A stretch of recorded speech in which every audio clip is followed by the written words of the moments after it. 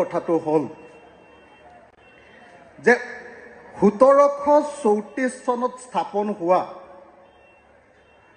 আমাৰ শিৱদৌল, য'ত তেতিয়াৰ পৰা এতিয়ালৈকে শিৱৰাত্ৰি অনুষ্ঠিত হৈ আহিছে, শিৱৰ পূজা বা শিৱৰাত্ৰি অনুষ্ঠিত হৈ আহিছে, আৰু অসমীয়া জাতিৰ শিৱৰ আৰাধনা কৰাৰ আটাইতকৈ ডাঙৰ স্থানৰূপে পৰিগণিত হৈ আহিছে। সেই শিৱদৌলৰ শিৱৰাত্ৰি নামৰ এই উৎসৱটো উদ্বোধন কৰিবলৈ পোৱাটো মোৰ জীৱনৰ কাৰণে এটা সৌভাগ্য বুলি মই ভাবোঁ।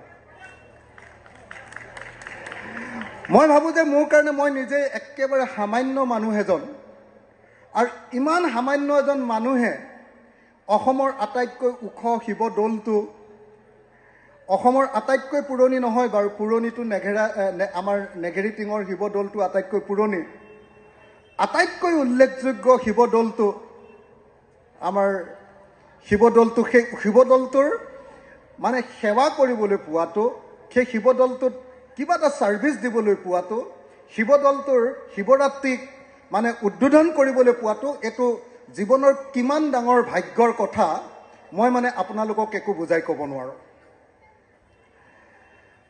মোৰ ভাল লাগে এইটোৱে যে কিবা কাৰণত মই এনেকুৱা এটা ঠাইত MLA হ'লোঁ, যিটো ঠাইত শিৱদৌলটো চাফ চিকুণকৈ ৰাখিবৰ কাৰণে দায়িত্বটো ৰাইজে মোক দিলে, যিটো ঠাইত ৰংঘৰ, তলাতল ঘৰ, এই আটাইবিলাক অনুষ্ঠান, আমাৰ আৰ্কিঅলজিকেল ছাইটকেইটা সুন্দৰকৈ ৰাখিবৰ কাৰণে মোক দায়িত্ব দিলে। আৰু মই আপোনালোকক জনাবলৈ পাই সুখী যে মই MLA হিচাপে আটাইতকৈ যিটো বস্তুত গুৰুত্ব দিছিলোঁ সেইটো হ'ল আৰ্কিঅলজিকেল ছাৰ্ভে অফ ইণ্ডিয়াৰ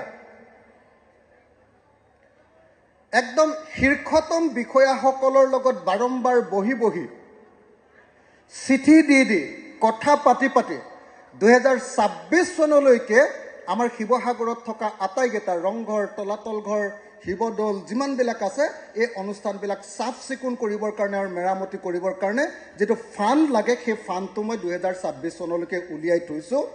আৰু সেইকাৰণে মই গৌৰৱেৰে আজি সদায় ক'বলৈ খোজোঁ যে মই অহাৰ আগতে শিৱসাগৰত এই অনুষ্ঠানবিলাক, ৰংঘৰৰ কেম্পাছটো যিমান ওখকৈ ঘাঁহবিলাক আছিলে, এতিয়া নহয়, আমি খুব ধুনীয়াকৈ ৰাখিবলৈ চেষ্টা কৰিছোঁ।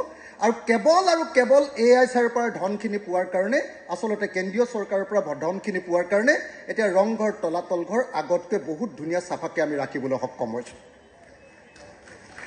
যদি আপোনালোকে শিৱদৌলটো চাই, আগতে শিৱদৌলটোত কি হৈছিলে, একেবাৰে মানে বৰগছ গজি গৈছিলে, ৱাল ফুটাই একদম তললৈকে মানে বৰগছ গৈ গোটেই আমাৰ পুৰণি শিৱদৌলটোক মানে এনেকৈ ধৰণে বিধ্বস্ত কৰি পেলাইছিলে। মই শিৱদৌলটো এতিয়ালৈকে দুবাৰ ভালকৈ মেৰামতি কৰাৰ ব্যৱস্থা কৰালোঁ। আৰ্কিঅলজিকেল ছাৰ্ভে অফ ইণ্ডিয়াৰ জৰিয়তে ৰংঘৰটো সেইধৰণে মেৰামতি কৰালোঁ আৰু ৰং কৰালোঁ। তলাতল ঘৰটো যিখিনি মেৰামতি আছিলে সেইখিনিও কৰালোঁ। আপোনালোকে নিশ্চয় দেখিছে যে আমাৰ কি কয় এইটো, আমাৰ কাৰিকৰ কি আছিলে,